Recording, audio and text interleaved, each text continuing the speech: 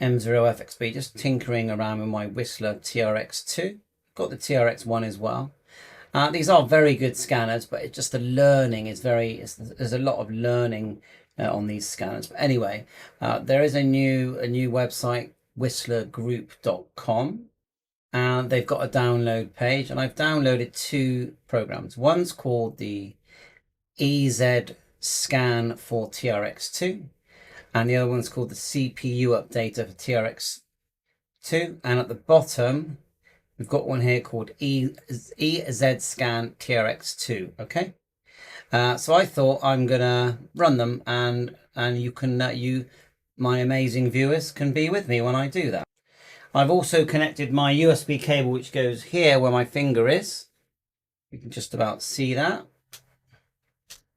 To my PC, and I have got a COM number showing up because we can actually view this. Just going through it. It has been picking up airband, it's been picking up marine band. It will pick up DMR as well. It's actually, I can hear DMR coming in now.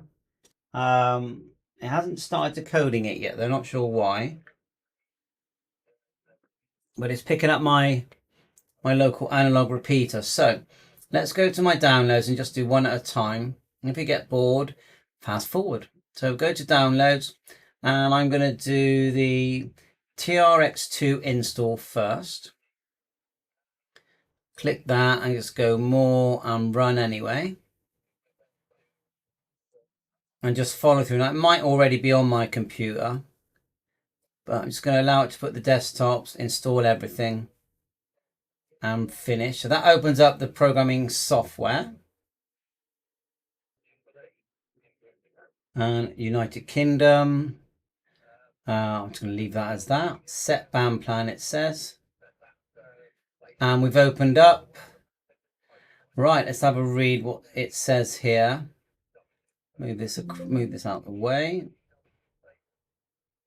Now the message basically said that it allows you to perform updates and to change the location, and then it vanished. So it says here, welcome to the automatic update feature of the TRX2 PC application. The application check for updates currently scheduled every 7 days. Please note, to check CPU and DSP, your scanner must be connected to your computer and turned on. Which it is, and it's all connected, so I'm going to go accept and let it do its thing.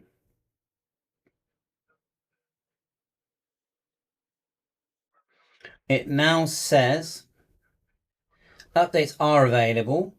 Select the updates you would like to perform and click button. So I'm going to do all of them. No, actually, no. The first one says current.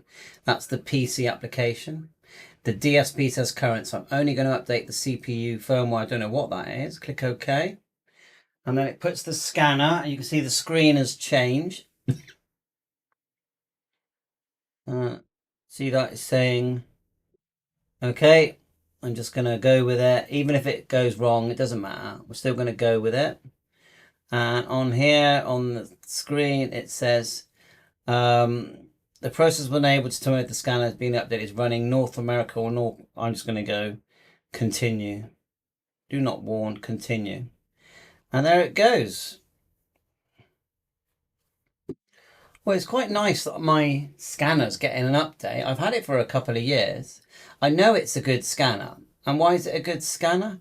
Because I can put it there, and with my hotspot on, whether I'm near a repeater, I can listen to PMR, so the 446 band, in the USA 462. I can listen to the VHF, UHF ham bands. I can listen to the air band, 108 to 136, is it in the UK? AM. I can listen to marine band around the 156 megahertz, and so much more. If you look at it, it says things like military frequencies, and so it's covering a lot. If you're a scanner enthusiast, and I feel like many have disc cone antennas on the roof or in the loft, you can just sit here and there's a lot to listen to. Because I know some people say, oh, everything is encrypted now, there's nothing to listen to. It's ridiculous. Yes, as always, things that need to be encrypted for privacy and security have always had encryption. But from a hobby point of view, because I'm not trying to listen to the police or anything secret. Just want to listen to hobby stuff, hobby frequencies that are broadcast freely. There's a lot of security stores, just ordinary shops. A lot of businesses use PMR, for example. It's fun to listen. Yeah, it's a hobby listening. You're not snooping. It's a hobby. You've got your antennas, you've got your receivers, your transceivers, and you're just enjoying the hobby. So that's my take on that. So we are getting there, and then we're going to move on and run. I'm very pleased because the last time I did this, I had a problem, but I have got the handheld version of this, but it's literally identical, but it's got a battery in it. The front head of this, I'm not going to do it now, actually comes off. You can put it in a stand, and to separate it between the base unit and the front head unit, it's just an Ethernet type cable, and it's a lovely quality set, and they've always said this, it's future proofed. It's got all the hardware it needs. But the software, as years go on, the software can be developed, which it can be. So there it is. It's done its reboot, and looks completely fine, like it's finished there. Done. I don't really want to restart my computer, but it's saying I need to. So okay, well I will do that, but not yet. So what I'm going to do, I'm just going to push the play button, and see. Hopefully it should come on. Do we have to press it? Oh no. So it looks like it's off, but it is off. But when it's off, the clock keeps working if there's power. I'm going to press the power on, and now what it does, and this is the learning thing, it's loading all the frequencies that you loaded up, or that may have been preloaded by the seller, and that can take a long time, because the thing about scanners, they hold thousands and thousands of frequencies. Like most radios that we've got, if you're a ham person, they hold hundreds of frequencies per channel or per group. But scanners that hold thousands, yeah, and that's the big difference. And that's the difference between a scanner and a receiver. They hold thousands. So there you are. It's come up with that, and I've got so many things here, but I'm just going to go play on the scan, and it's just going to start scanning and looking for activity once it loads those frequencies. So let's bring it back down, and what I want to do is go over now to the other down, and this one's at the bottom. It's called EZ scan. So I'm going to click that, and then we're going to run it. Where's it gone? There it goes. Run. Yes. Move it to the left. Oh, I don't want to run it twice. And we'll go next, next, next, next. And we haven't even read the contents of the SD card yet, because there is an SD card in this. Install. Not really sure why it wants to do that. Please wait, Whistler is being installed. I'll wait. I did sort of click the ignore thing. Maybe that's why it needed rebooting. But it's saying it's installed. Run the TRX digital-based mobile PC application. Finish. It's saying it's already running, so let's find it. Let's go start, and you've got, here it is. I'm going to click it. And what I'm actually looking for is the one that will display the screen. Now that's the software. What's it saying here about my compatibility? It's just saying make sure I've updated my CPU to run with the software.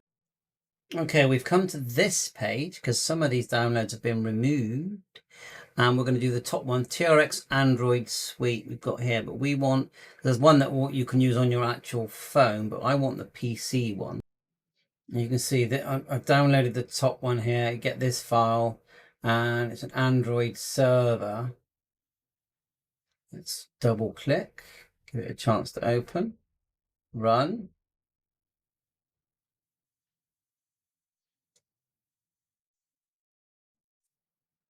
So I've extracted it to this folder. I'm going to double click and get more info, run anyway. We're hoping that something happens. All right, well, mine won't run at the moment. It's a trial period you get once you have got it, and this is what it looks like on your phone. Okay, very cool. The original version of the TRX scanner has vanished. Let's try RRUK. So I'm just installing it now. So unfortunately, you do have to be a member, finish, and it launches this program that links to your scanner. And there's me there. Select radio. And we're looking for Whistler, TRX 1 and 2. Port, let's just go right click, device manager. 27, cables connected, of course. Look for 20, and I highly recommend you subscribe to RRUK because you can get loads and loads, millions of frequencies. Right, we've selected. Oh, did I do the wrong COM number? That's not a 7, is it? Let me just get the right COM number. And just note the other scanners, look. Uniden, STS 100, 200, AOR, DV1 and DV10. Ooh, I didn't think it did the DV10. I thought that was always a problem. So that alone is worth having. And then port, COM27, connect. So hopefully we have a connection. We do. Okay, excellent. So let's just make it move to the next frequency. So you'll see that it's not showing the names like the scanner is. Let me get the scanner bigger. Just move this down so you can just see the scanner. Can we resize this as well? It doesn't make much difference to it, but at least you can. The scanner is showing what it's searching. It's got a VHF, UHF antenna. So okay. It's just searching and showing. Oh, look, when it stopped and it found something, I turned it up. Let's go up. I'm going to click up. Yeah. Pause. What's this one here? Frequency. Plus and minus. Window size, small, medium, or large. Display. Okay. Live log. I will click that. Can't remember what it does. So live log. And there you go. You get a live log of what it's scanning. So let's make it go up. Go back to the live log. Where's it gone?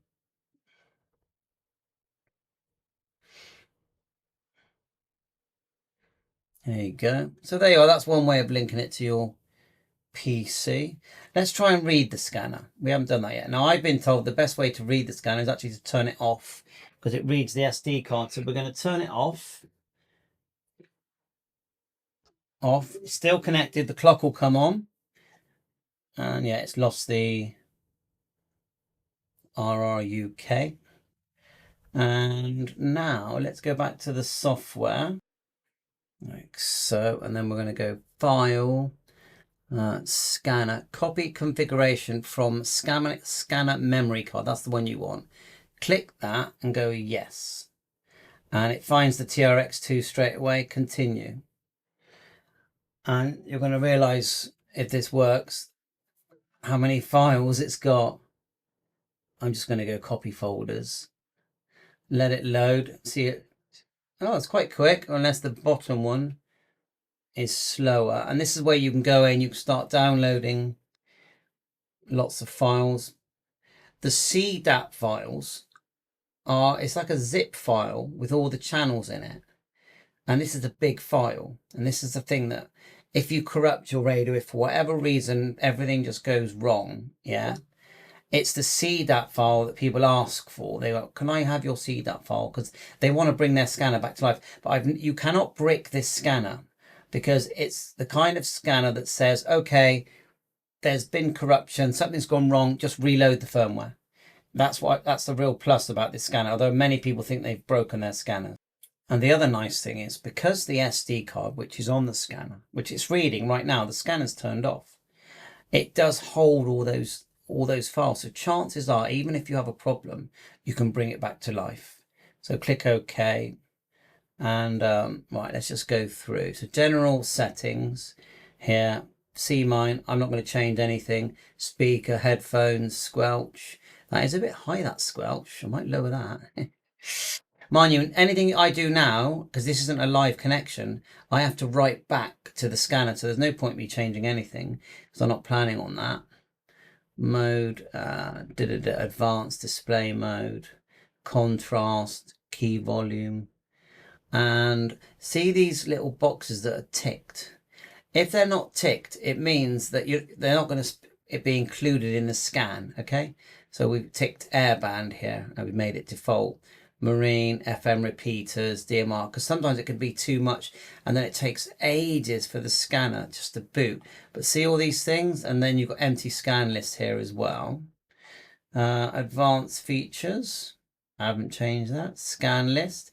This is where we had all our played around and just ticked lots of boxes to make the scanner lights work. I didn't really know what I was doing, to be honest, but a lot of this has been pinched from the, if you go to the Facebook, I'll show you the Facebook of Whistler, and you'll see that a lot of people have uploaded files. Just go to the files here and just find things that you think you can use.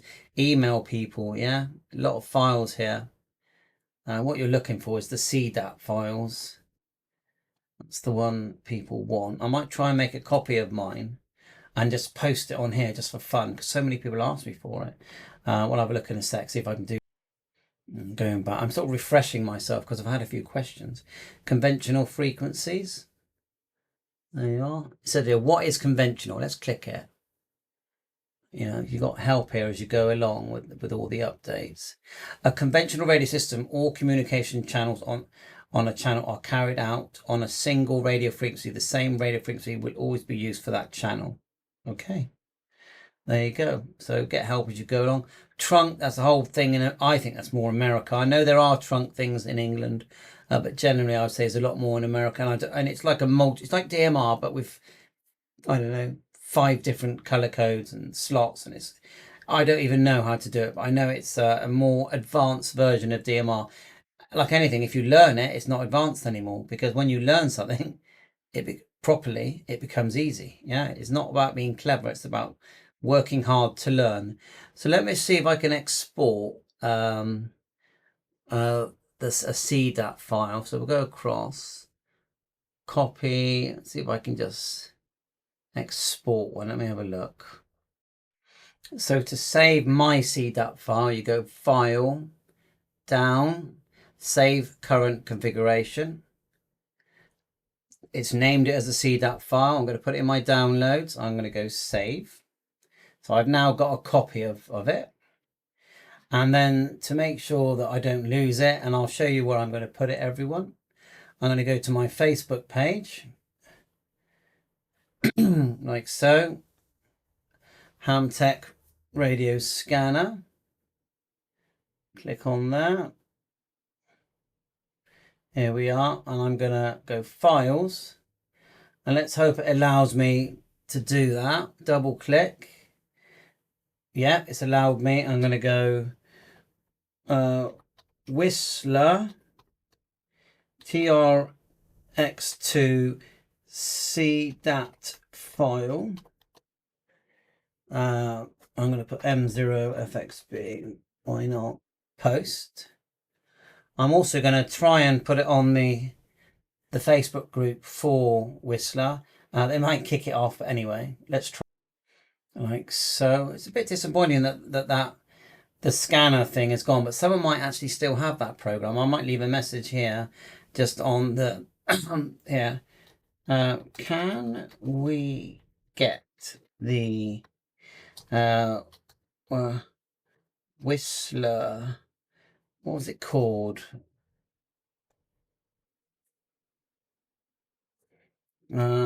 Live monitor for Windows,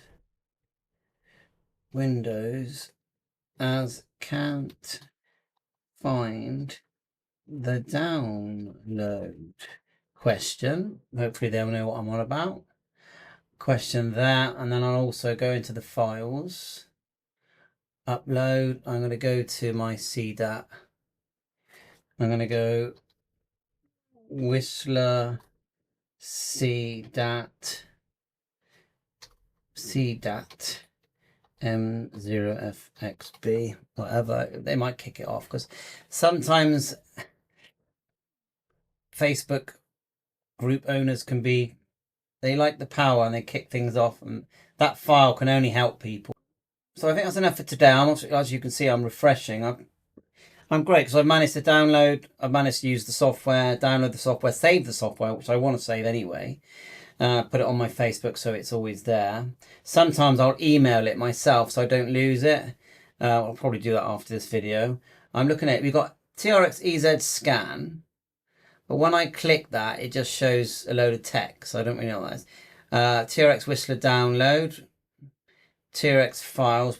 Maybe the reason they've added the words at the end, TXT, is sometimes they do that sometimes to make it.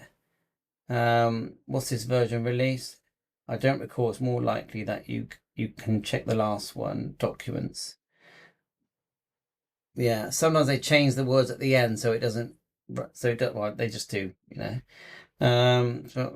EZ scan. So we know what we want to do. We want to view the scanner live on our Windows PC. If someone knows how to do that, please tell me, remind me so I can do it. So thanks for watching my channel, and I think it's a good scanner, and I'm very glad that the company are still around.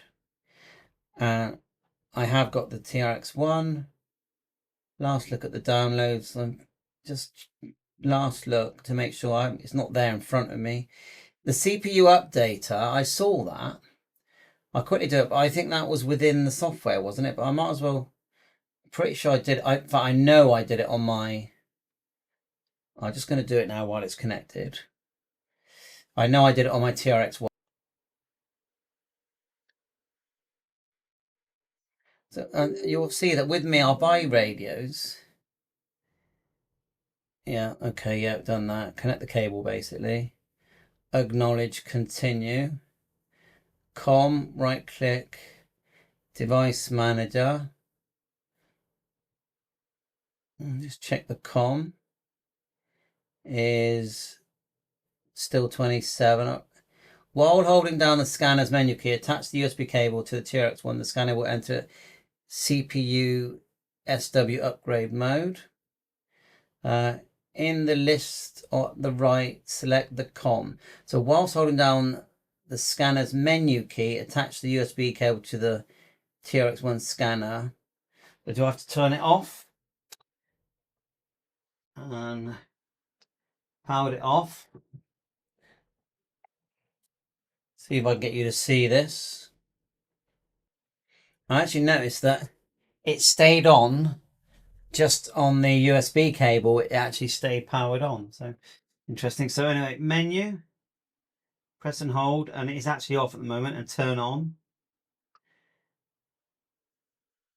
I'm doing what it says.